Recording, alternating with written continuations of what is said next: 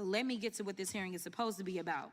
The idea that Trump and my Republican colleagues want to restore integrity and security in the visa process is actually a joke. Let me be clear, integrity is not snatching lawful visa holders off the streets and throwing them into unmarked vans. Integrity is not revoking visas based on social media posts that hurt somebody's little feelings because kids decide that they want to go after Trump or this administration. We have a thing called free speech in this country.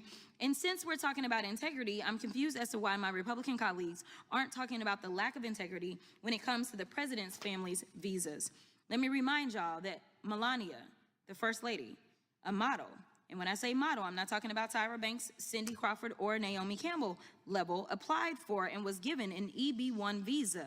And what's that stands for is an Einstein visa. Now, y'all that don't know, let me tell you how you receive an Einstein visa.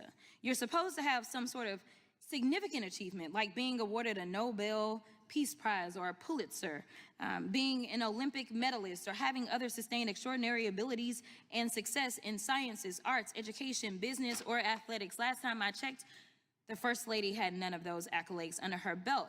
It doesn't take an Einstein to see that the math ain't mathin' here.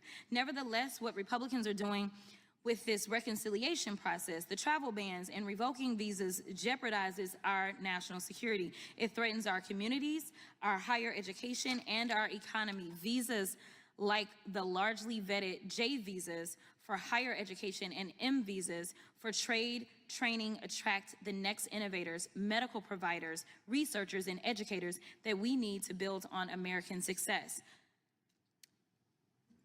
I'm not gonna mess up your name, so I'm not doing that, but I'm with you, okay? In your experience, do individuals on J or M visas typically improve or impair our economy? They generally improve the economy, and I can give a brief example. My wife is a very successful woman. She makes a ton of money, which I'm grateful for. And the reason why we're able to do that while having 3 children is because of the au pair visa, somebody who is here on a J. Okay. Who is here and able to supply this for us. But I also want to defend Melania real quick. Not everybody could marry Donald Trump, and I think that's quite an achievement. So I think she deserves credit for that. Nobody up here could have done it. You sure right. I couldn't do it.